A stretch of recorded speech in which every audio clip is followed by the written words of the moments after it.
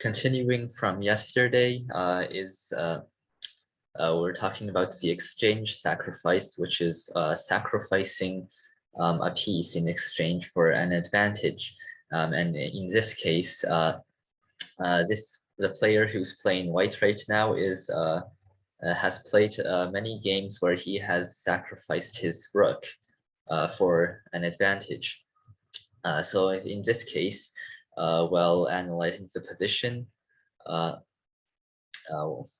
Black's king looks pretty weak right now, mostly because it hasn't castled yet. Um, so and the queen is also very close to the king. And also Black's pieces are slightly less developed, especially this knight on b8, but also these two rooks aren't developed. But if you look at White's pieces are even less developed. So White's rook, bishop, uh, and all of these pieces on the first rank are all undeveloped. And additionally, Black has a sort of pin going on along this diagonal. And even though White's pawn is on a3 and attacking this bishop, it can't move because the a pawn can't take the bishop because the queen is pinning the pawn to the rook. So right now, and another thing that's happening to White right now is that these two pieces are both looking at this pawn. So right now it looks like White's best move would be to try and do something like e4 and try to maneuver his pieces and develop them. However, e4 weakens this diagonal on the b6 to g1's diagonal. And it also weakens the king because now the king, when it castles kingside, will be have slightly less protection. So what White does instead right now is that he sacrifices his rook by playing a takes b4. So he ignores the fact that his rook is about to be taken, and he allows Black to take the rook with his queen. So right now, even though White has given up a bishop for a rook, in the previous position, this bishop was a very good piece, while this rook was undeveloped. So really, White didn't really give up material, but White now has has a chance to attack Black right now because the bishop on b4 is missing. So right now, the queen is defending this bishop, so White defends it while at the same time developing a piece by moving knight e2. And after knight e2, Black tries to go back and basically defend himself because since Black has gotten a piece, or Black is ahead by a rook for a bishop right now, so Black's goal would be to defend himself and try to counterattack White. So White obviously doesn't allow that, so he plays knight d4, which develops this knight. So now this knight can move to squares like d5, and it's also attacking this pawn. So it can also move to a take on b5. And right now, Black plays d6, and Black actually can't defend this piece because there aren't none of Black's pieces can defend it. So then, in this position, after queen b6, a way for White to gain a winning position would be to take on b5. where after a series of exchanges, let's see. So right now in this position, even though white has uh, white only has a bishop in exchange for a rook, white has the bishop pair, and this pawn is going to be lost soon. And after this pawn falls, then white has two passed, one passed pawn, but this pawn is also pretty good. So right now, white is actually winning, even though white only has a bishop and a pawn in exchange for a rook. But of course, in the previous position, uh, white actually doesn't do that, takes the pawn on d5. White actually plays knight f5, so attacking these two squares. And after a5, so black is trying to move the rook onto a6, and white takes the knight on g7. So right now, after king g7, king takes g7, uh, why would king takes g7 not be the best move here? So I'd like you to think about what move white can play right now.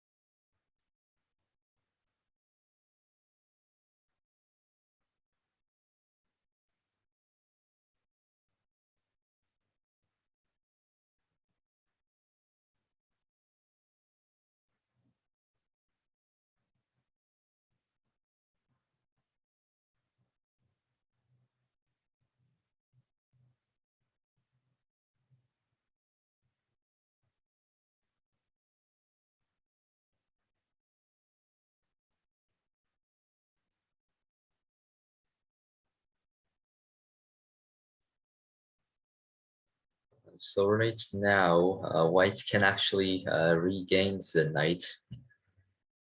So how can white regain the knight in this position?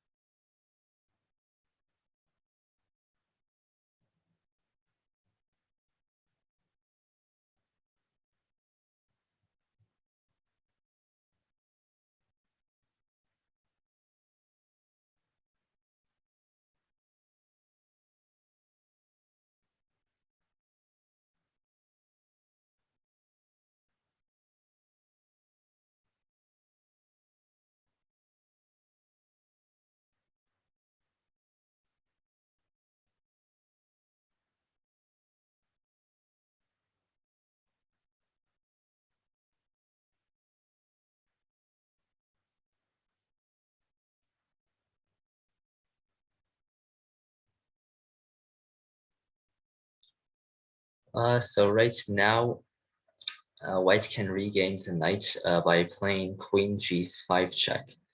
So then after king f8, then the queen can take the knight on f6. And also attacking this rook, so white even retains the tempo. So after rook g8, there's many So first of all, black's two pawns on h7 and f7 are both isolated. Uh, but additionally, white has ideas. White can play several ideas attacking this f8 king because it's still out in the open. So white can try to play something like e4, threatening bishop h6, and also threatening e5. Or white can play something like queen h6 check and try to grab the pawns on these two squares through something like knight e4 or something. So after, so in this position, white is pretty is in a very winning position. So instead of that, uh, after knight takes h7, well, the best move would be to not take it. And so maybe so after knight takes g7, then a good move might be something like the best move for black might be something like knight takes d5. So the game continues after this, but white does have a slight advantage because of the attack on the king. So that was so here in the next position, it looks like a pretty good position for white because right now both sides kings are safe. But well, the black king is safe right now, but the white king is also safe because there aren't any pieces to attack it. Uh, so black doesn't have an advantage because of that. Um, and even though black has taken the a1 rook, it looks the queen on a1 looks trapped. And because the queen on a1 is trapped, it can't take this pawn because of the knight, king, and queen. And it can't move to b2 because of this queen. And right now, white wants to play knight a3 because then the queen will be lost. And the only thing for the queen to do would be to take this rook and get into a game with two rooks versus a queen. But since these two rooks are undeveloped, it would be very bad for black. So right now, black plays b5, which so right now black, because black is ahead in material, so black can afford to sacrifice pieces and try to break the queen out of this prison. So right now after b5, white plays bishop d5. So right now, why couldn't white play the obvious move? So bishop takes b5. So what's so bad about that?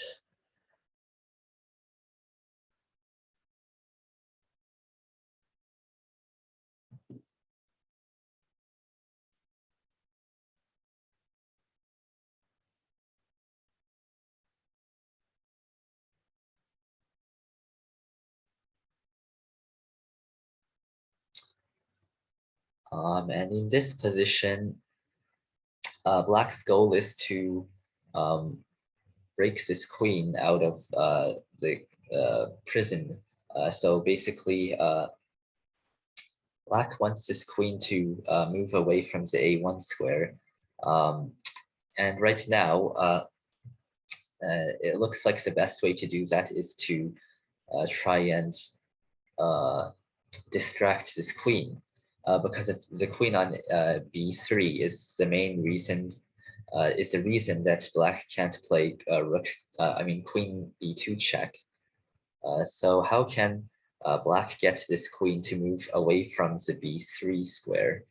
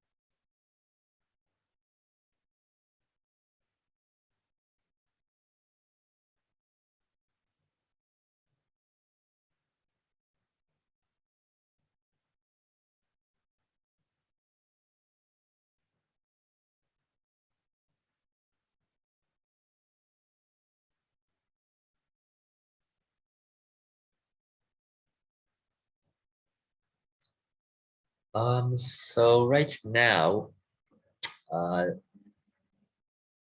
after bishop takes, so black plays b5, mainly because after bishop takes b5, black can actually play bishop e6, attacking this queen, with the idea that if white blocks with the bishop, then after trading bishops, black can run.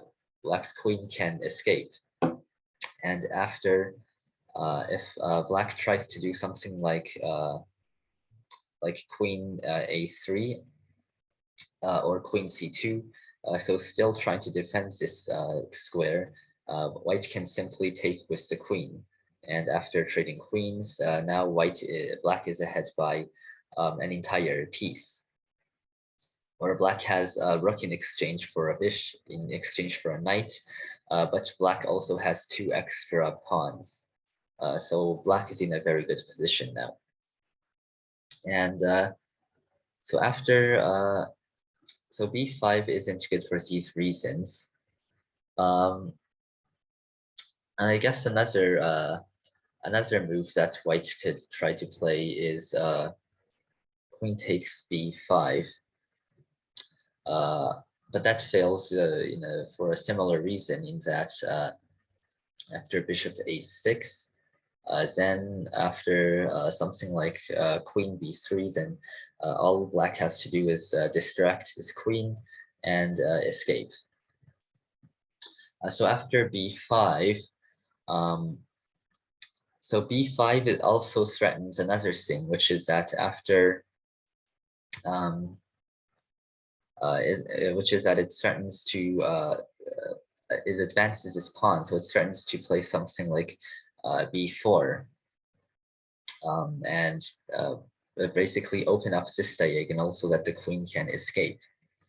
So right now, another thing uh, that white can do is to play a bishop d5.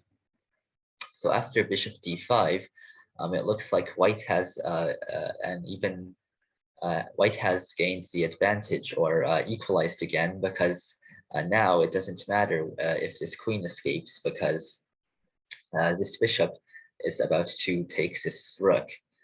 However, black plays bishop e6 still, so pinning this bishop to the rook, and also uh, so putting the bishop to the rook, and after rook c1, so defending this square, um, white will play bishop takes d5, and now black just advances, marches the pawn down and breaks open these pawns, and then the queen escapes. So now after black's queen escapes and trades for white's queen, black has a better position, mainly because of the extra rook for knight and two extra pawns, and also the better pawn structure. So uh, of course, bishop e6 is a good move. Um, Also, it does appear in this position that white can still play knight a3. However, after bishop takes and then pawn takes, um, so I guess how can black escape? Uh, how can black escape the queen now?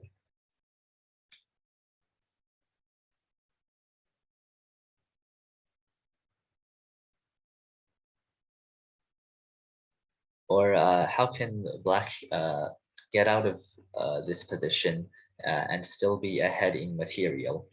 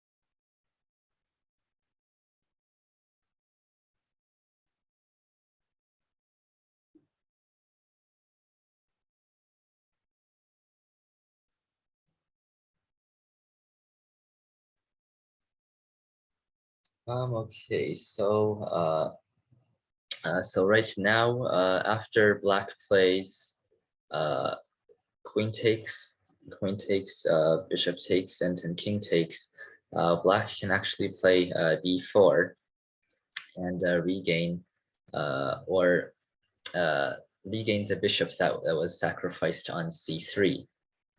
And after that, in this position, uh, white has a knight for bishop, but I mean black has a rook for a bishop, and black also has two pawns.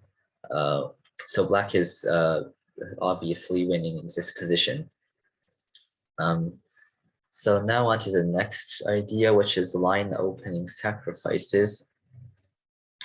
And line opening sacrifices are when you sacrifice a piece to try and open a line.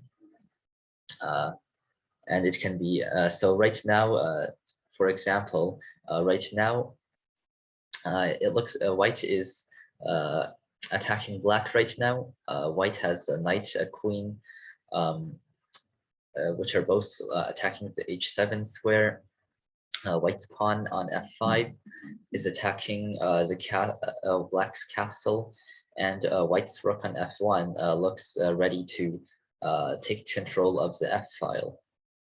And also white's bishop is looking at along this diagonal. So right now, white does look like he's in a good position, or rather he's attacking right now. But white needs one extra push to be able to actually attack, because right now black can defend very well, with the knight being able to go to f8 and the rook being able to go to e7. So right now, white decides to open up this diagonal because this bishop isn't doing anything. So by opening up this diagonal, the bishop will be attacking this pawn. And he does that by playing c5, which sacrifices a pawn, but in exchange opens up this file and allows this bishop to go onto c4. So after c5, black has black has many options, but the main options for black are to take it with the knight or to take it with the d pawn.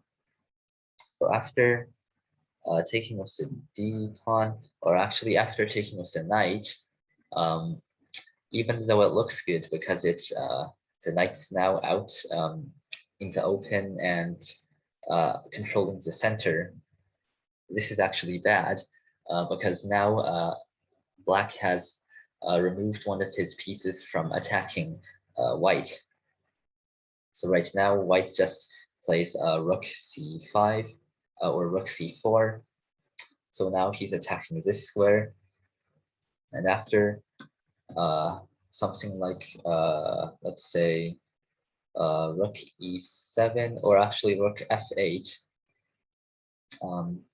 So now defending this square, white can simply defend himself through something like knight takes, and then attacking, and then here. And then right now, after knight f6, white can go for an attack by pinning this knight and threatening to play queen h7. So right now, instead of doing that, black should take, black takes with the d pawn. And after taking with the d pawn, white takes with the g pawn, or white takes the g pawn. So opening up this file, and after black takes back, then white sacrifices a pawn, sacrifices the knight for a pawn, because after king takes f7, now the king is on this diagonal, and after bishop e4, I mean bishop c4 check, um, white has a pretty big attack on the king. So right now, why can't what will happen if black plays king c7?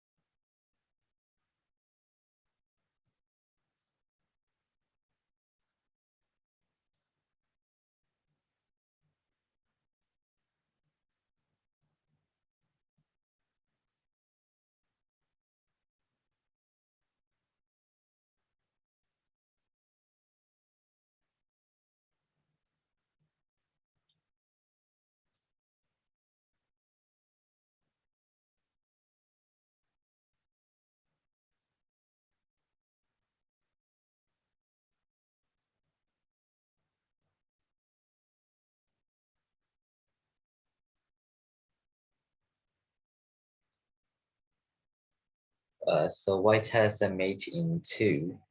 So can anyone spot it?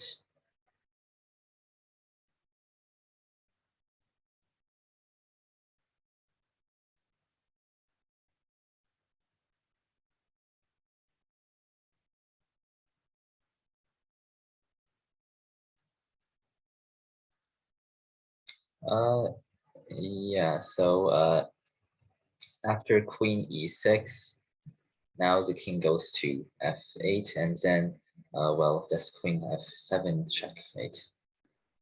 Um, so the only thing that a black can do, well, apart from blocking, but blocking just delays king f8.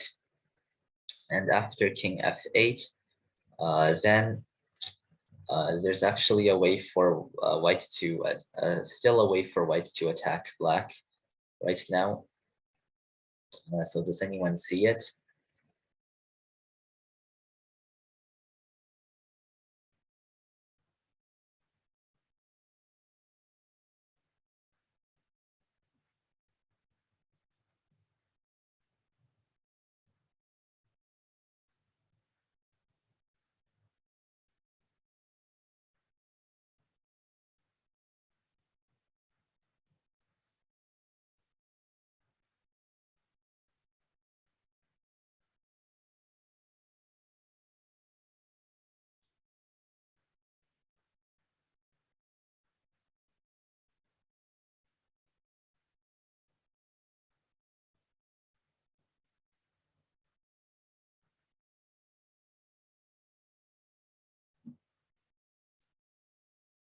So remember that, or notice that this knight is actually pinned right now because of the rook.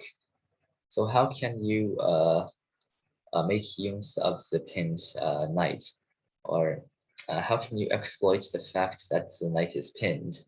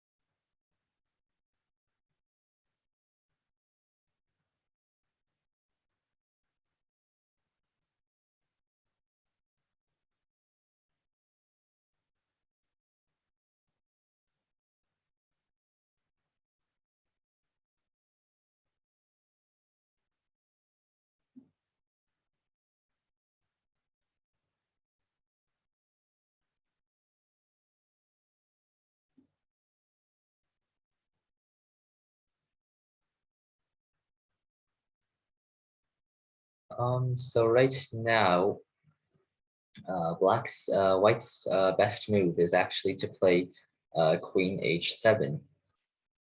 And now So queen h7 threatens well queen g8 because this knight can't and this knight can't take the queen because it's pinned. So queen g7 threatens queen g8 check, and then it's a pretty quick checkmate after that. So now black's only move is to play king e7. And after king e7, queen takes, and then king d6. Uh, right now, both sides are even in material, but it's pretty easy for white to gain an advantage, mainly because these two pawns are isolated and weakened, and also because this queen on g7 is it's it's attacking black right now. And also white's bishops are pretty open, while black's bishop on b7 is closed because of this pawn. So now, after something like bishop g5, so attacking this knight, black loses the knight because he can't defend with rook f8, because then white will attack the king with rook d1 check. And I guess we could try to analyze. Well, there's not much to analyze. If the king goes to c7, then this knight is lost. And if the king goes to c8, white can play bishop d5 and force the king to go to c8, c7, because after knight takes d6, then the queen will be lost. So after king c7, because of this pin, the knight is lost. So I guess the next one, the next position will be also about opening line opening sacrifices. And in this position, black is ahead by a pawn. Or actually, black has an extra rook in exchange for white's bishop and pawn. But right now, black has doubled rooks, so these rooks are very strong.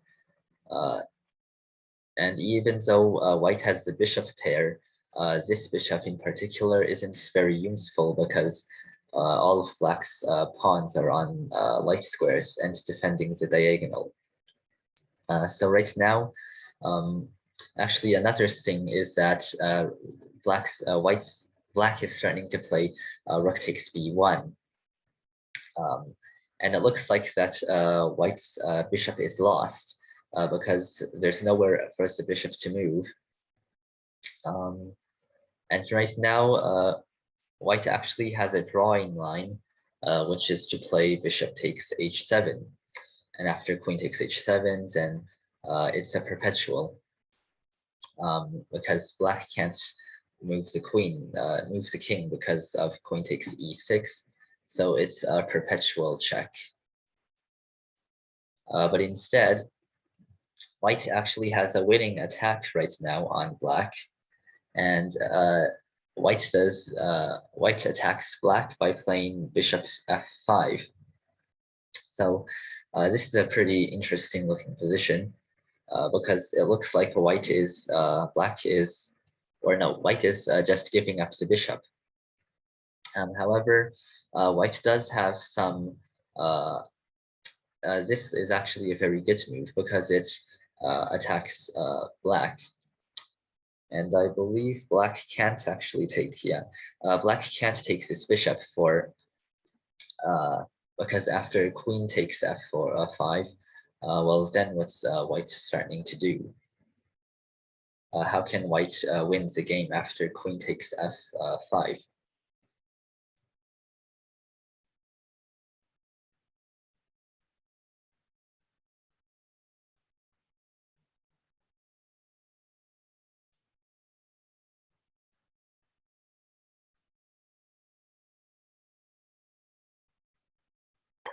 Queen G7.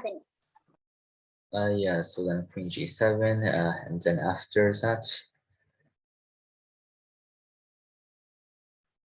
Queen E7 checkmate. yeah, so Queen E7 checkmate. And the alternative, which is pawn takes F5, is still losing for white for black because white will do a line opening sacrifice by playing D7. So after D7, now this line is actually open, and the bishop can go to C5 to attack the king.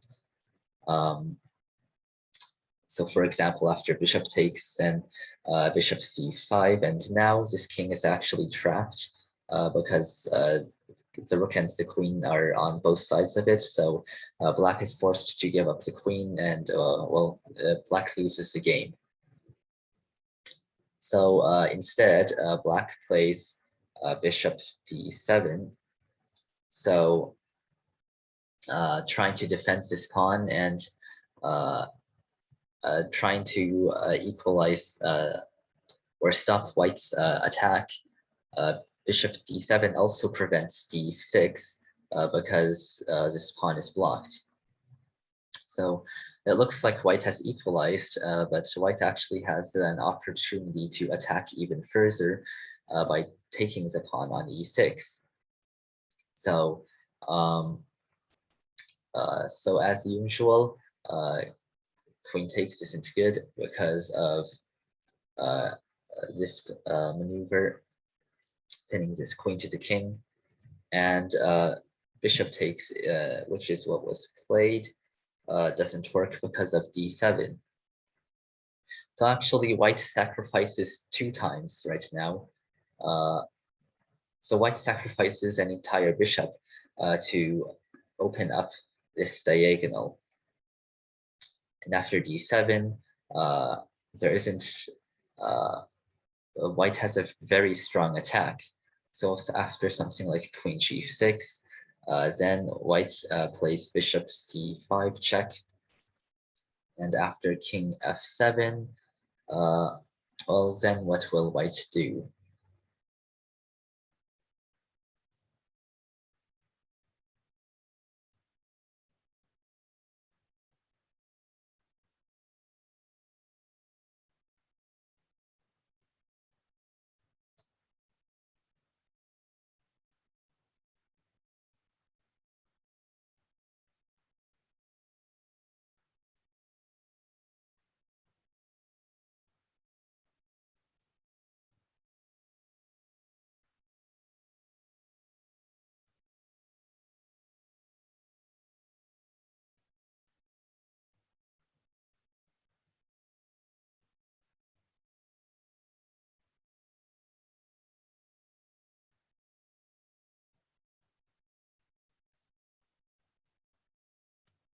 And white can actually checkmate black right now. So can you calculate a checkmate line?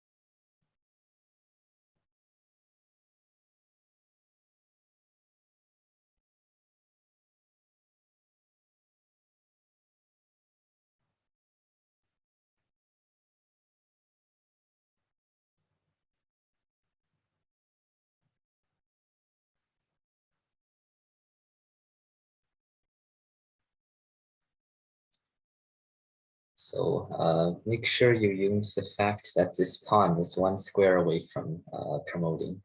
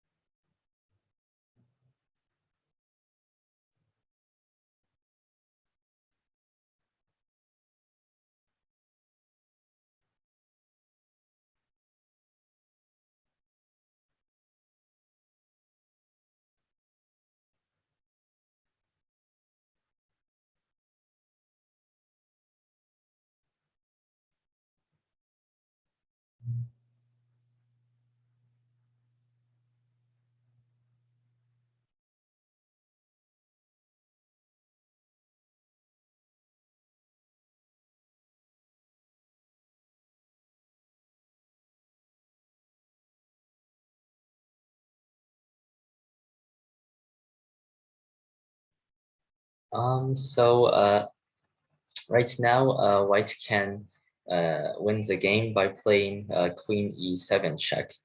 And then after king g8, then white promotes, and then checkmates black. So that is the end of the lessons for today.